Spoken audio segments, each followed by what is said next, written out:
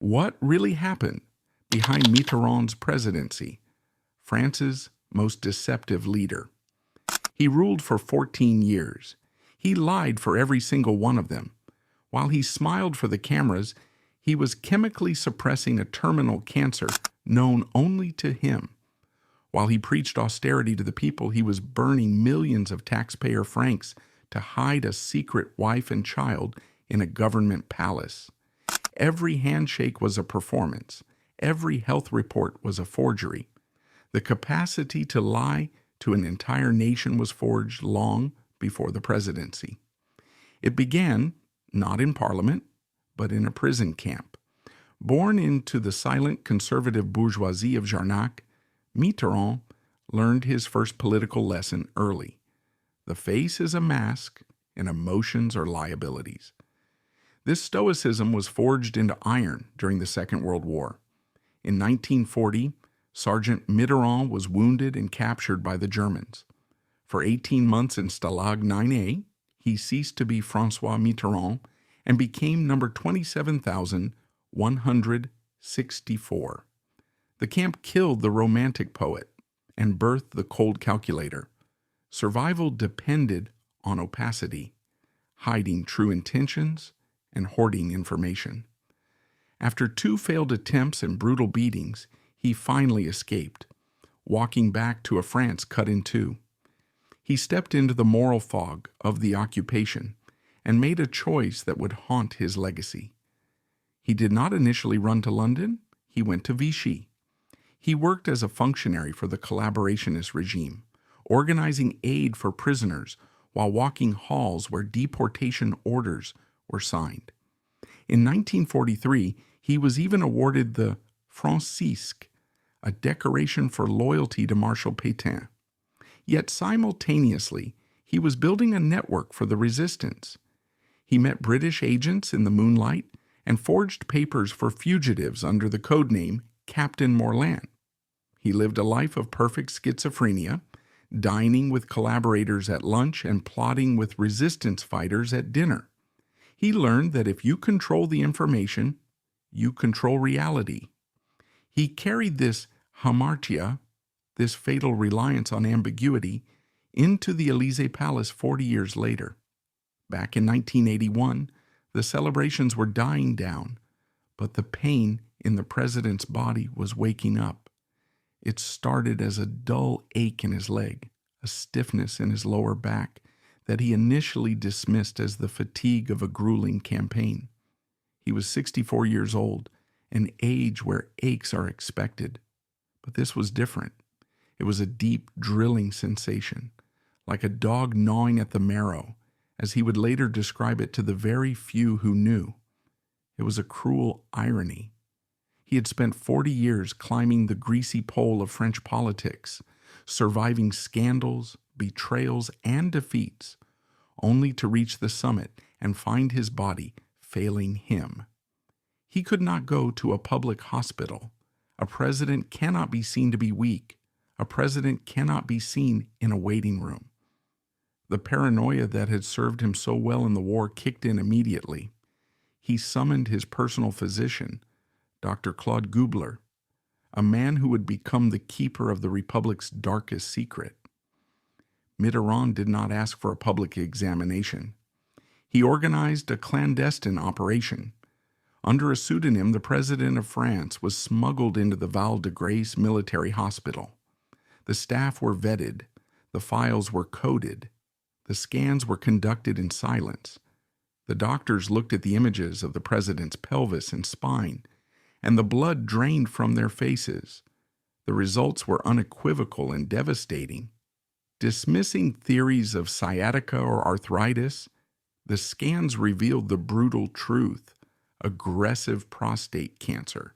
The cells had already broken containment, gnawing into his bones. In medical terms, stage 4. In political terms, a death sentence.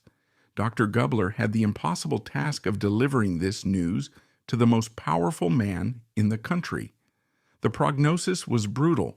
Statistical models suggested he had perhaps 3 years to live, maybe less. The year was 1981. His term was set to end in 1988. The math simply did not work. The president was, for all intents and purposes, a dead man walking. Mitterrand received the news with the icy detachment of a coroner. He did not cry. He did not panic. He sat in his office, surrounded by the gold-leafed grandeur of the French Empire, and looked at the medical report. He asked a few technical questions about the treatment, about the pain, about the mental effects of the drugs. Then he made a calculation. If he revealed the truth, he would be a lame duck. His political enemies would circle like sharks. The reforms he promised, the nationalizations, the abolition of the death penalty, the social changes, would die with him. He believed with an arrogance that bordered on the divine that he was France, and France could not be sick. He looked at Dr. Gubler and issued a command that would turn the doctor into a conspirator. "This," Mitterrand said, his voice dropping to a whisper, "is a state secret. From now on, you report to me and only to me." At that moment, the contract with death was signed. Mitterrand decided that he would not resign. He would not seek treatment in America or Switzerland. He would stay in office, and he would fight the cancer in total secrecy, using the full apparatus of the state to hide his condition. The deception required a mechanism. It began with the official health bulletins. During the campaign, Mitterrand had promised transparency, criticizing his predecessors for hiding their ailments. He had promised to release a health report every 6 months. He kept that promise, but he twisted it into a weapon. Dr. Gubler was ordered to write the first bulletin. He sat at a typewriter and drafted a document that was a complete fabrication. "The president's health is excellent," it read. "All parameters are normal." Mitterrand read it, nodded, and authorized its release to the press. The French media, unsuspecting, printed it verbatim. The public breathed a sigh of relief, happy that their quiet strength was as robust as an oak tree. But behind the heavy curtains of the Élysée, the reality was a nightmare of chemistry and pain. To keep the cancer at bay, Mitterrand began a regimen of intravenous estrogen therapy. The goal was to starve the tumor of testosterone, but the side effects were brutal. The leader of the free world, the man holding the nuclear codes, was subjecting himself to a chemical castration. He experienced hot flashes, sweating profusely during cabinet meetings, forcing him to keep the windows open even in winter, while his ministers shivered in their coats. His skin became thin and translucent. His libido, legendary in Paris, was chemically suppressed. Every night while Paris slept, Mitterrand would lie in his bed, the hormones flooding his veins, fighting a silent war against his own cells. He had to learn to walk differently to hide the limp caused by the bone pain. He had to learn to sit for hours in diplomatic summits without grimacing. He created a new persona, the slow-moving philosophical monarch. The press praised his gravitas and his deliberate pace. They analyzed his slow walk as a sign of deep thought, of a man carrying the weight of history. They did not know they were watching a man who was simply trying not to scream. This was the beginning of the great betrayal. Mitterrand had turned the presidency into a theater. He had looked at the French people who had entrusted him with their future and decided that they did not deserve the truth. He would rule them not as a representative, but as a sphinx, silent, mysterious, and ultimately unknowable. The cancer was eating his body, but the lie was beginning to eat his soul. And in the shadows of the Quai Branly, another secret, a woman and a child, waited, funded by the same state that was paying for his silence. The double life had officially begun, but the cancer was only one half of the deception. While Mitterrand constructed his political legend, He was maintaining a parallel world in the absolute dark. Since 1963, he had been in a relationship with Anne Pinjot, a brilliant museum curator 30 years his junior, whom he met on the windswept beaches of Hossegor. It was here that Mitterrand, then a 47-year-old senator and a married man with 2 grown sons, met Anne Pinjot. She was 20 years old. She was not a political operator. She was a brilliant, quiet intellectual, a woman with a passion for 19th century sculpture and a mind as sharp as glass. She was the daughter of a conservative bourgeois family, friends of Mitterrand, who saw him as an uncle figure. But Mitterrand saw something else. In Anne, he found the intellectual soulmate he had been searching for all his life. For Mitterrand, a man who viewed himself as a literary figure trapped in a politician's existence, Anne was an escape. She was the silence in his noisy world. She was the only person who could challenge him on art, on literature, on the rhythm of a sentence. He began a courtship that was as intense as it was clandestine. He wrote her thousands of letters that would later be published, revealing a man of devastating romanticism. But this was 1960s France. It was a Catholic, conservative society where divorce was not just a sin, it was political suicide. Mitterrand had no intention of leaving his wife, Danielle. He needed the stability of the official home for his career, and he needed the passion of the secret one for his soul. He wanted everything. He wanted the crown and the freedom. And because he was Mitterrand, he believed he could have both. For a decade, they lived as lovers in the shadows, stealing weekends in Amsterdam or Venice, always looking over their shoulders. But in 1974, the stakes changed dramatically. Anne Pinjot became pregnant. The birth of Mazarine Pinjot in December 1974 is the moment where a private affair metastasized into a state scandal. Mitterrand was then the leader of the Socialist Party, the primary challenger for the presidency. A child out of wedlock would have destroyed him. Yet, he took an insane risk. On the day of her birth, he walked into the maternity clinic in Avignon, holding the infant in his arms. He looked at this child and made a silent pact that would define the next 20 years of his life. He would acknowledge her in private. He would love her ferociously, but to the world, she would not exist.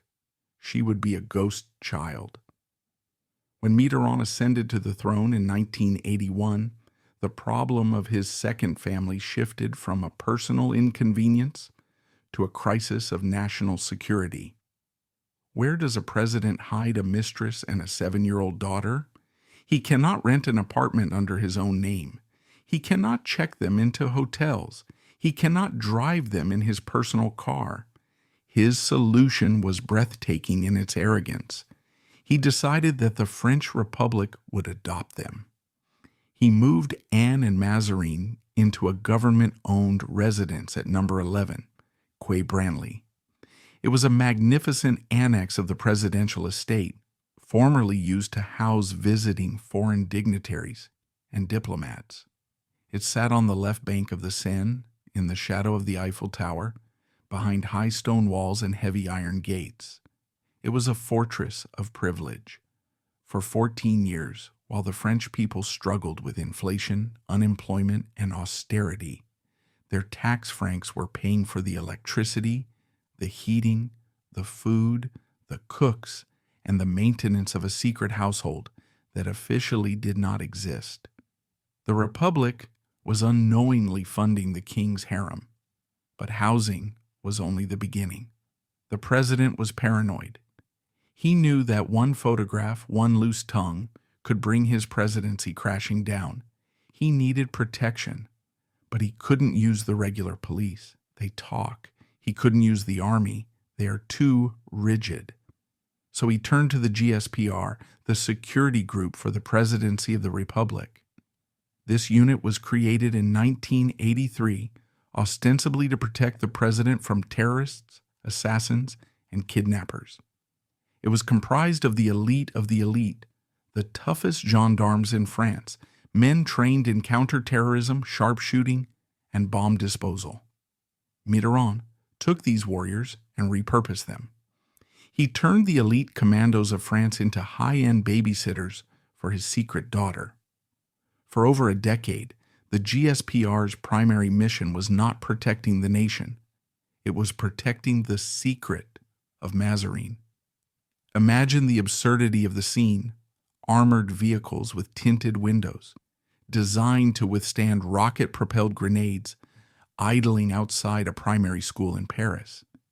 Inside were men with machine guns under their jackets, waiting for a little girl to finish her history class. They drove her to ballet lessons. They drove her to horse riding. They vetted her friends. They sat in cars outside her birthday parties. Before Anne Pinjot arrived at a restaurant, a team of agents would sweep the room for microphones and secure the exits. It is estimated that dozens of full-time agents were assigned to this shadow family, costing the state millions of francs per year. This was the corruption of the Mitterrand era distilled to its essence. He treated the state apparatus as his personal feudal guard. The men of the GSPR, sworn to protect the institution of the presidency, were forced to become accomplices in a domestic lie. They knew everything and they said nothing. They were bound by a code of silence that Mitterrand enforced with a terrifying unspoken threat. Loyalty to the president is loyalty to France, and betrayal is treason. The logistics of this double life required a physical and mental stamina that is hard to comprehend, especially for a man who was simultaneously battling advanced bone cancer. Mitterrand lived by a stopwatch. His schedule was a masterpiece of compartmentalization, a relentless race against time and discovery. His daily existence in the mid-1980s became a surreal masterpiece of compartmentalization. He would wake up at the Élysée Palace with Danielle, his official wife. He would eat a breakfast of state affairs, read the intelligence briefings, and meet with ministers. He would govern France, negotiate treaties, and command armies until the evening.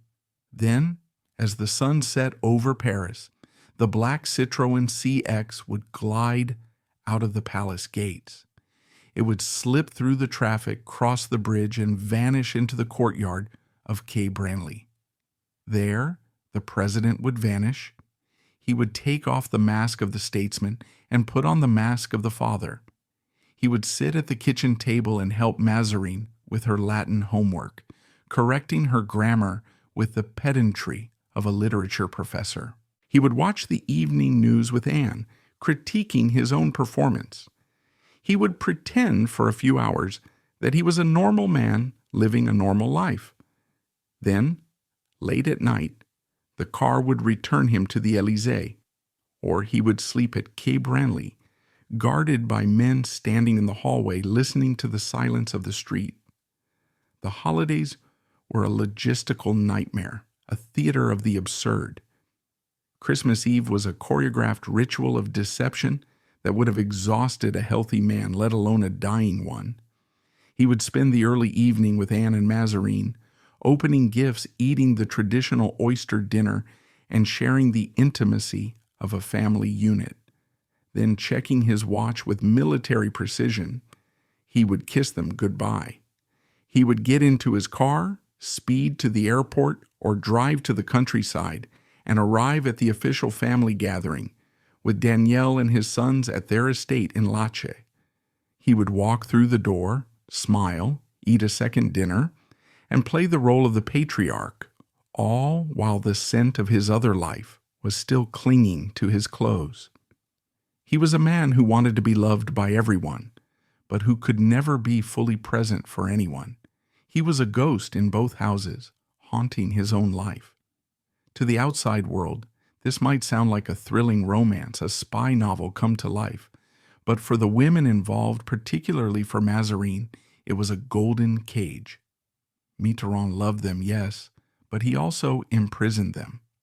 Anne Pinjot, a brilliant curator who rose to become one of the leading experts on sculpture in France, was forced to live as a non-person.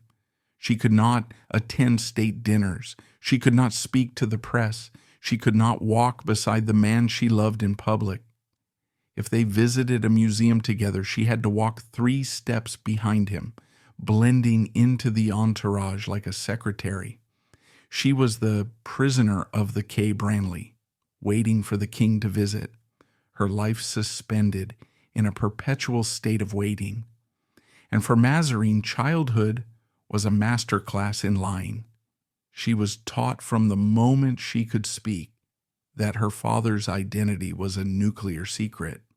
She couldn't tell her schoolmates who her father was. She had to invent stories about what he did for a living. When the president appeared on television, she watched him like a fictional character. She would point at the screen and think, "That is Papa." But the man on the screen belonged to the nation, not to her. She lived with a constant low-level anxiety that she was a shameful secret, a stain that had to be hidden to protect the Republic. There were close calls.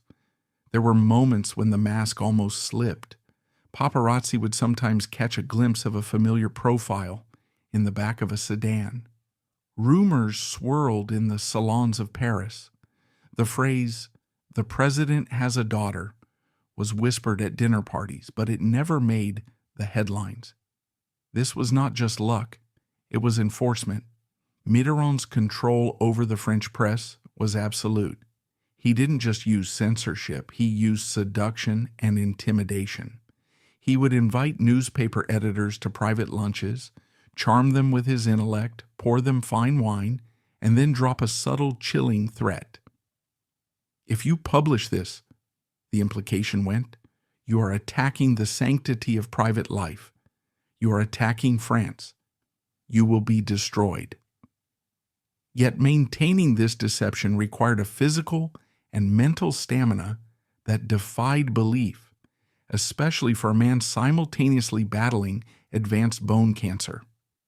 By the early 1990s, the Shadow family was no longer just a secret. It was a ticking time bomb. The money trails were becoming harder to hide, the press was becoming more aggressive, less deferential, and the president was dying. He knew that when he died, the protection would vanish. He knew that the GSPR would leave. He knew that Mazarin would be thrown to the wolves of the media. So he began to prepare for the final act. He began to think about how to reveal the truth on his own terms. But before the curtain could fall, he had to endure the most painful years of his presidency.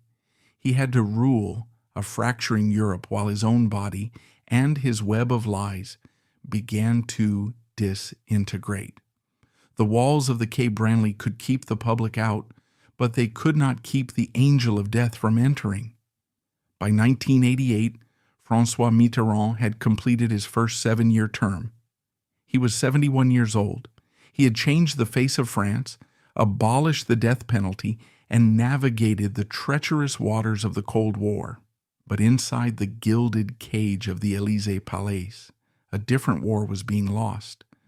The cancer, which had been chemically suppressed for years, had begun to outsmart the drugs. The enemy was no longer just in the prostate. It was in the architecture of the man himself. The metastases had invaded his lumbar vertebrae and his pelvis. The president's skeleton was slowly disintegrating. Logic dictated that he should retire. His doctors knew it. His wife knew it. But Mitterrand, driven by a hubris that defied biology, decided to run for re-election. He famously told his friends, "I am not going to die. I am going to finish." He won the 1988 election, securing another 7 years of power. But the man who took the oath of office for the second time was physically a ruin. To understand the sheer torture of his daily existence, one must look beneath the bespoke suits. During this period, Mitterrand began wearing a rigid medical corset, a brace made of plastic and steel designed to hold his crumbling spine together. Every morning, The leader of the free world would be strapped into this device like a medieval knight preparing for battle. It was the only thing keeping him upright. If you look closely at the footage from this era, you can see the change. He stops turning his head. He turns his entire upper body. He walks with a peculiar gliding stiffness. The press, still blinded by the great lie, described this as regal bearing. They called it statuesque. They did not realize that he was moving like a statue because his bones were too brittle to move like a man. He was literally a prisoner in his own clothes, held together by sheer will and concealed medical equipment. But the pain was not just structural, it was nervous. As the tumors pressed against the nerves of the spine, the agony became blinding. The hormone treatments were no longer enough. The doctors had to escalate the chemical warfare. They introduced opioids. They introduced morphine. This is the moment where the story shifts from a personal tragedy to a constitutional nightmare. For the last years of his presidency, France was governed by a man who was frequently under the influence of heavy narcotics. The implications were terrifying. The president of the French Republic holds the force de frappe, the nuclear codes. He has the sole authority to launch weapons of mass destruction. He negotiates treaties that define the future of Europe. And yet, there were mornings when this man could barely focus his eyes. Dr. Claude Gubler, his shadow and his keeper, later revealed the terrifying reality of the medical mornings. There were days when Mitterrand would lie flat on the floor of his office, groaning in agony, waiting for the injection to take effect. He would lie there, on the carpet, surrounded by the bust of Marianne and the flags of the Republic, reduced to a weeping animal. Then the drugs would hit. The pain would recede into a dull roar. He would stand up, straighten his suit, put on the mask of the Sphinx, and walk out to greet the German chancellor or the American president. But the drugs came with a price, the fog. Mitterrand, known for his razor-sharp intellect and his Machiavellian speed, began to slow down. His aides noticed periods of lethargy, moments of irritability where he would snap at ministers for no reason. The medical state began to bleed into the political state. History, unfortunately, does not wait for a leader to be healthy. The period between 1989 and 1991 was one of the most volatile in the 20th century. The Berlin Wall fell. The Soviet Union collapsed. Saddam Hussein invaded Kuwait. The world map was being redrawn every week, and the man representing France at the drafting table was fighting a battle just to stay awake. Historians have often criticized Mitterrand's reaction to the fall of the Berlin Wall in 1989. He seemed hesitant. He seemed fearful of German reunification, clinging to the old order. Was this just geopolitical caution? Or was it the caution of a dying man who lacked the energy to imagine a new world? While Helmut Kohl was rushing forward, Mitterrand was dragging his feet, perhaps because his own feet were screaming in pain. During the Gulf War in 1991, the situation became even more precarious. Mitterrand had to coordinate military strikes with George H.W. Bush. He had to command fleets and air squadrons. During high-stakes strategy meetings, he would sit in his chair, gripping the armrests until his knuckles turned white, his face covered in a sheen of cold sweat. He would retreat to his private quarters immediately after meetings, collapsing into bed, exhausted by the simple act of existing. The disconnect was jarring.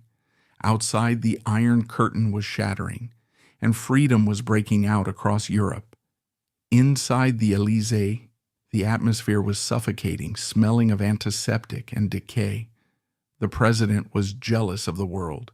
Europe was being reborn while he was dying. He resented the vitality of the new era. He became a king of winter, ruling over a springtime he knew he would never enjoy. In this claustrophobic environment, the relationship between Mitterrand and Dr. Gubler became toxic. In 1981, they had been conspirators. By 1991, they were enemies shackled together. Mitterrand stopped treating Gubler as a physician and started treating him as a mechanic. He didn't want advice, he wanted repairs. "Just make me stand," he would bark. "Do whatever it takes." Gubler became the keeper of the king's physical corruption. He saw the bed sores. He saw the atrophy of the muscles. He administered the injections that allowed Mitterrand to lie to the public, and Mitterrand began to hate him for it. We often hate the witnesses to our weakness, and Gubler saw Mitterrand at his weakest. The president became cruel. He would mock Gubler in front of others. He would ignore medical advice, eating forbidden foods, like the ortolan later on, just to prove he was still the master. He treated his body like a rental car that he intended to return wrecked. He was driving himself into the ground, and he forced Gubler to sit in the passenger seat and watch. The breaking point, or the crack in the mask, came in September 1992. The cancer caused a blockage that could no longer be treated with drugs. Mitterrand needed surgery. He needed a prostate operation. This was a catastrophe for the Great Lie. A president cannot disappear into an operating room without explanation. So Mitterrand authorized a partial truth, the most dangerous kind of lie.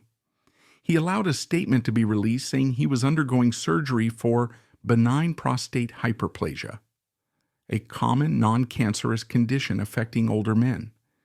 It was a masterpiece of disinformation. It admitted the surgery but denied the cause. The operation took place at the Cochin Hospital. While the surgeons were cutting into him, they saw the devastation. The cancer was everywhere. It was a miracle he was still alive.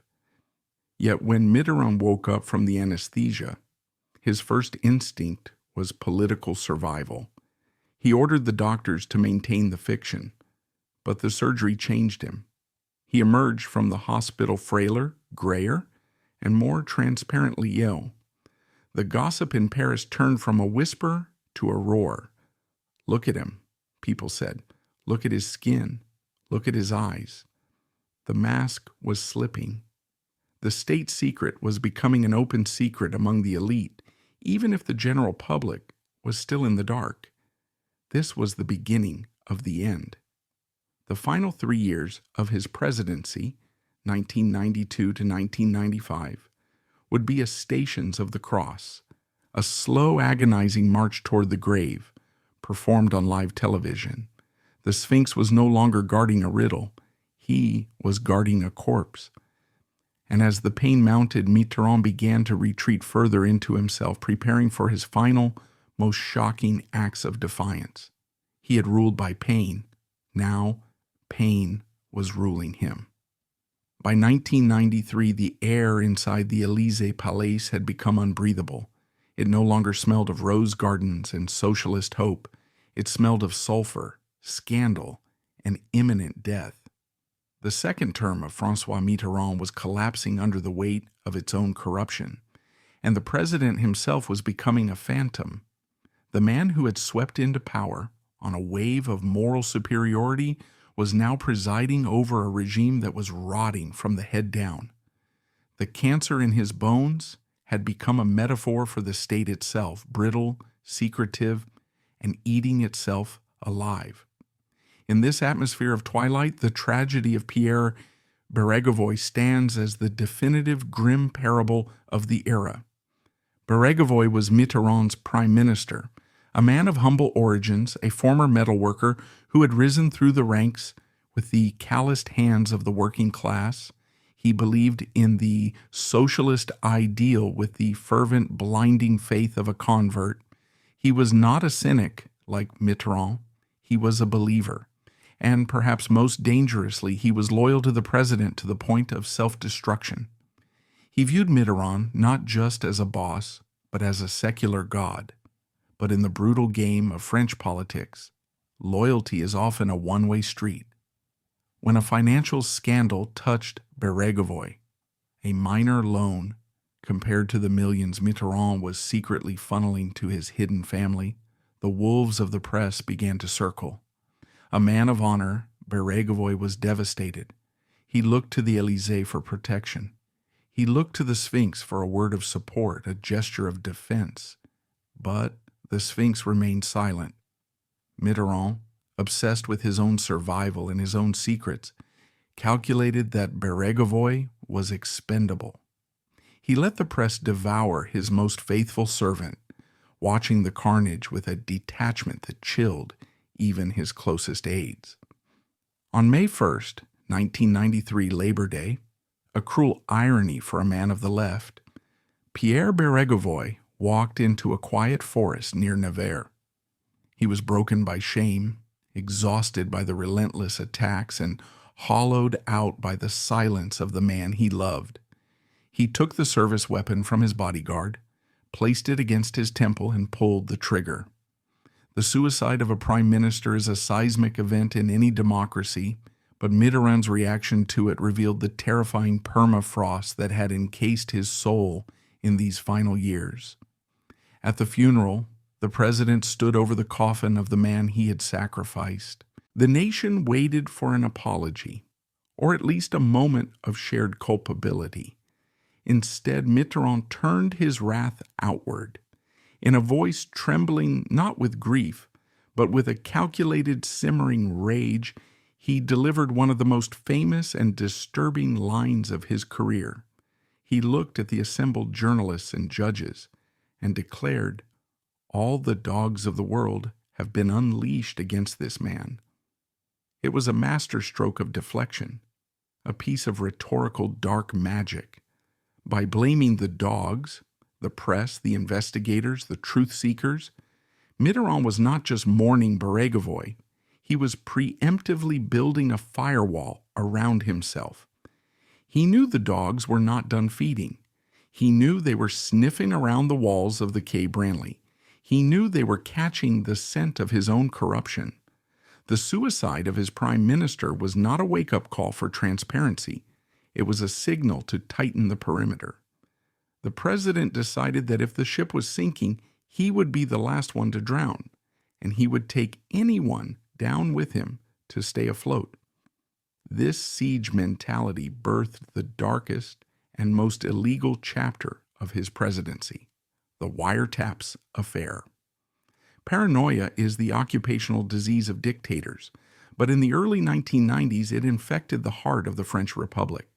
Mitterrand became obsessed with leaks. He was convinced that there was a vast, sprawling conspiracy to expose his double life before he died. He could no longer rely on his legendary charm to silence his enemies. He needed total information dominance. He needed to know what people were whispering in their bedrooms before they dared to say it in the newsrooms. Deep within the bowels of the Élysée Palace, Mitterrand authorized the creation of a cabinet noir, a shadow intelligence unit, answerable only to him. Ostensibly, their mission was counter-terrorism, a legitimate shield against the bombs of extremists. But in reality, their target was the truth. They turned the sophisticated surveillance apparatus of the state against its own citizens. They illegally tapped the phones of anyone, literally anyone, who might threaten the president's secret garden. The list of targets was grotesque in its variety. They didn't just listen to spies. They listened to Edwy Plenel, the tenacious investigative journalist who was digging into the regime's dirty laundry. They listened to lawyers representing the enemies of the state. They listened to authors writing unauthorized biographies. They even tapped the phone of the famous actress Carole Bouquet simply because of her social connections and the fear that loose gossip at a dinner party might drift too close to the existence of Mazarin. Imagine the scene, cinematic in its gloom.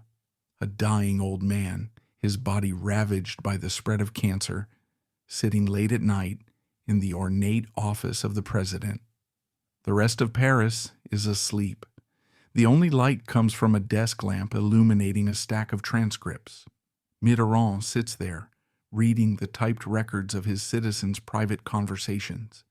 He's reading about their affairs, their arguments, their mundane complaints, sifting through the noise of human life to find one thing: his own name. He was hunting for the word Mazarine. He was hunting for the word cancer. He was violating the very Constitution he had sworn to uphold. He was trampling on the civil liberties of the French people, not to save the country from a nuclear threat, not to stop a terrorist plot, but to ensure that no one took a photograph of his daughter leaving a restaurant. It was a Nixonian abuse of power, born of a desperate father's fear and an autocratic leader's arrogance. He had convinced himself that the privacy of the king was synonymous with the security of the state. To expose Mitterrand was to attack France, and therefore any method used to protect Mitterrand was justified. But secrets, like water, eventually find a way out. No amount of wiretapping, no amount of intimidation could hold back the tide forever. By 1994, the rumors of his illegitimate daughter had moved from the hushed whispers of the Parisian salons to the noisy murmur of the streets. The Cabinet Noir could not wiretap the entire world. Mitterrand, with his sharp political instincts still intact despite the fog of morphine, realized he was losing control of the narrative. He knew that he was dying. He knew that the moment his heart stopped, the protection would vanish, and the press would descend on Mazarine like a pack of starving animals. They would paint her as a scandal, a dirty secret, a shameful biological fact. So the Sphinx made his final, most brilliant tactical maneuver. He decided to destroy the secret himself. He would not let the press expose him. He would expose himself. He would choreograph the revelation with the same precision he had applied to his hidden life. In November 1994, the magazine Paris Match prepared to publish a bombshell. Their photographers had captured images of Mitterrand walking out of the famous seafood restaurant, Le Divelec, with a young woman. Mazarine was now 20 years old, and the resemblance was undeniable. She had his eyes, his forehead, his brooding intensity. In any other year, the Élysée press office would have crushed this story. They would have threatened lawsuits. They would have called the owners of the magazine and reminded them of their patriotic duty. But this time, the phone did not ring. The editors of Paris Match waited for the blow that never came. Mitterrand had given his tacit approval. He had opened the gate. The cover of Paris Match hit the newsstands like a meteor striking the cultural landscape of France. Mitterrand and his daughter. The headline was simple, but the impact was nuclear. The French public stared at the photo. There was their president, looking frail, gray, and undeniably old, with his arm protectively around a young woman who was the living image of his youth. It was a picture of tenderness, but it was also a picture of absolute deceit. For 14 years, he had lied. For 14 years, he had played the role of the moral patriarch while living a double life. The reaction of the public was a complex mixture of shock, betrayal, and, strangely, a reluctant admiration for his audacity. But Mitterrand's personal reaction to the fallout was the true measure of the man. A few days after the publication, a bold journalist finally gathered the courage to confront him directly during a press interaction. The air was thick with tension. The reporter stammered, "Mr. President, the press has revealed that you have a natural daughter. The country is talking about nothing else." Mitterrand looked at him. His eyes were tired, heavy with the weight of his illness and the narcotics coursing through his blood, but his gaze was steady. He did not look ashamed. He did not offer an explanation or a justification. He simply shrugged his shoulders, a gesture of supreme French indifference, and said two words that have since become legendary in the annals of political history. "Et alors? So what?" It was the ultimate mic drop. It was a moment of breathtaking arrogance. With those two short words, he dismissed 14 years of lies, millions of francs of embezzled public funds, and a constitutional crisis as if they were nothing more than a trivial annoyance. He was not asking for forgiveness. He was demanding submission. He was telling France, yes, I lied to you. Yes, I used your money. Yes, I lived a life you could never imagine. But I am the king, and my private life is none of your business. It was a display of sovereignty so profound that it left his critics speechless. He had turned a scandal into a statement of power. He had forced France to accept his double life not as a crime, but as a fact of nature, as undeniable as the weather. He had revealed the secret, but he had refused to accept the shame. But as the winter of 1994 turned into the spring of 1995, the defiance began to fade into physical collapse. The exposure of Mazarin was a relief, a lifting of the burden, but it was also a sign that the end was near. He had settled his affairs. He had introduced his daughter to the world so she wouldn't be hunted after his death. He had given her a name and a face in the public eye. Now there was nothing left to do but die. The cancer was now unstoppable. It had conquered his pelvis, his spine, and his skull. He was shrinking before the nation's eyes. His skin had turned the color of parchment. The paranoid state began to crumble because the man at the center of it could no longer hold the strings. He stopped reading the wiretap transcripts. He stopped caring about the polls. The Sphinx was preparing to leave the stage, but he had one final ritual to perform, a ritual that would horrify and fascinate the world, cementing his legacy as a man of dark, pagan appetites who sought to consume the very essence of life before he vanished into the void. By May 1995, the long reign of François Mitterrand was finally drawing to a close. The Sphinx was leaving the temple. On the day of the handover of power to his successor, Jacques Chirac, the courtyard of the Élysée Palace was bathed in the bright, indifferent light of a Parisian spring. But the man walking across the gravel was a creature of winter. Mitterrand was 78 years old, and the cancer had effectively consumed him.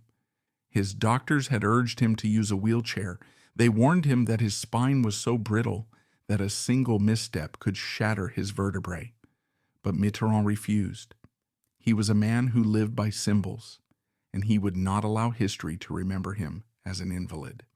He summoned a reserve of strength that seemed to come from nowhere, perhaps from sheer pride, and walked out of the palace on his own 2 feet. He stood upright, shaking hands, smiling that thin, enigmatic smile for the cameras one last time. It was his final political performance, a triumph of will over biology. But as soon as the heavy iron gates closed behind him, the performance ended. He retreated to his sanctuary in Lache, a rustic country house deep in the pine forests of the Landes region in southwest France. This was his return to the earth, to the silence of the trees and the roar of the Atlantic Ocean. It was here, far from the wiretaps and the protocols of Paris, that Mitterrand prepared to die. He made a decision that terrified his entourage. He ordered his doctors to stop the intravenous treatments. He stopped the chemotherapy. He stopped the drugs that were keeping the tumor at bay. He decided that he was done fighting. He would no longer be a subject of medical science. He would be the master of his own exit. He wanted to feel the end coming, not in a haze of anesthesia, but with a clear mind. He spent his days staring at the trees, reading literature, and preparing for one final act of defiance. That act came on New Year's Eve, December 31st, 1995. It was a cold, damp night. Mitterrand gathered a small circle of intimate friends and family for a farewell dinner. He sat at the head of the table, his face gray and gaunt, His skin stretched tight over his skull like parchment. He could barely eat. For weeks, his diet had been restricted to liquids and soft foods. The act of swallowing was torture. But on this night, he had requested a menu that was not just a meal, but a ritual. He ordered Marinus oysters, foie gras, and capon. But the centerpiece of the dinner, the dish that Mitterrand had specifically demanded, was the ortolan. The centerpiece was the ortolan, a dish comprising equal parts horror and majesty. This tiny songbird, no bigger than a child's thumb, represents the ultimate forbidden delicacy of the French soil. The hunting and selling of ortolans had been banned, yet the dying socialist president chose this for his last supper. The preparation is a process of shocking cruelty that borders on the sadistic. The bird is captured alive in the wild. It is then locked in a box of total darkness. This triggers a biological instinct. Thinking it is night, the bird gorges itself on millet and grain. It eats continuously until it swells to 3 or 4 times its natural size, becoming a ball of living fat. Once it is fattened, the bird is drowned alive in a vat of Armagnac brandy. It marinates in the alcohol as it dies, absorbing the flavor into its lungs and stomach. Finally, it is plucked and roasted whole in a ramekin for a few minutes. It is a dish that is illegal, immoral, and steeped in myth. It is said to be the meal of kings and the sin of gluttons. And this was what the dying socialist president, the man who had abolished the death penalty, chose for his last supper.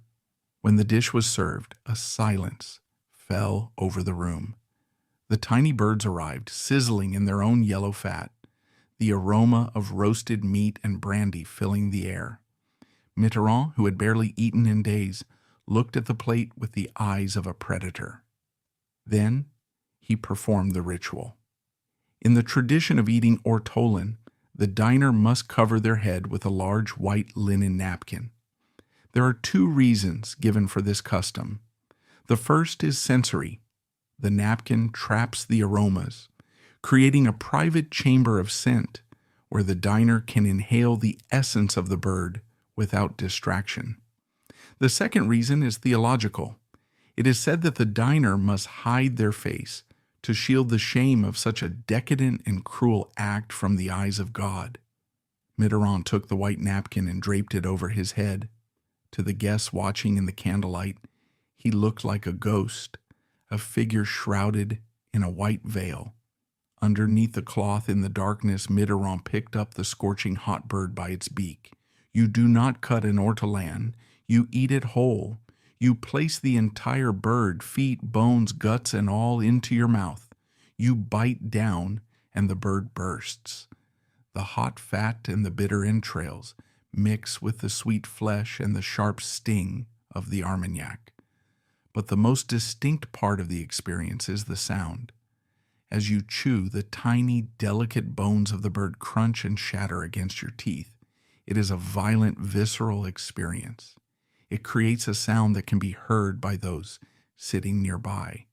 For several minutes, the only sound in the dining room at Lache was the rhythmic, wet crunching coming from beneath the white hood of the president. The guests watched, frozen in a mixture of awe and revulsion. Here was a man who was rotting from the inside, a man whose own bones were being eaten by cancer, using his last reserve of energy to crush the bones of a songbird between his jaws. It was a pagan sacrament. It was an act of consuming life to sustain life. It was Mitterrand making a statement that he was still the top of the food chain, that he was still the king, even as the grave opened up to swallow him. Most people who eat ortolan struggle to finish one. It is incredibly rich and overwhelming. But Mitterrand did not stop. When he finished the first bird, he emerged from the napkin, his face flushed, his eyes bright with a strange, terrifying vitality. He looked at the guests. He did not speak. He simply signaled for the second bird. He went back under the shroud. He ate a second ortolan. It was an act of gluttony that defied medical science. A man who could seemingly not digest soup had just consumed 2 whole birds, bones, and all. It was as if he was feeding on the transgression itself. By eating a banned species, by performing a cruel ritual, he was asserting his dominance over the laws of man and the laws of nature. One last time. He was François Mitterrand, and the rules did not apply to him. When he finally removed the napkin, he wiped his lips. He looked exhausted, but satisfied. He had tasted the forbidden fruit. He had indulged in the ultimate French sin. He'd hidden from God, and he had survived. 8 days later, on January 8th, 1996, the energy finally ran out. The ortolan was the last real meal he ever ate. He slipped into a coma in his bed at Paris, surrounded by the silence he had cultivated his entire life. But that dinner at Lache remains the defining image of his end. It captures the essence of the Sphinx. A man who lived in the shadows, a man who cloaked his actions in secrecy, and a man who possessed a hunger for life and power that was so ferocious it bordered on the monstrous. He died as he lived, consuming the world, hidden beneath a mask, leaving behind only the sound of breaking bones in the dark. On the morning of January 8th, 1996, the phone rang in the Élysée Palace, but the man who had ruled it for 14 years was no longer there to answer. François Mitterrand passed away in his sleep at his apartment on Avenue Frédéric Leplay. The Sphinx was dead.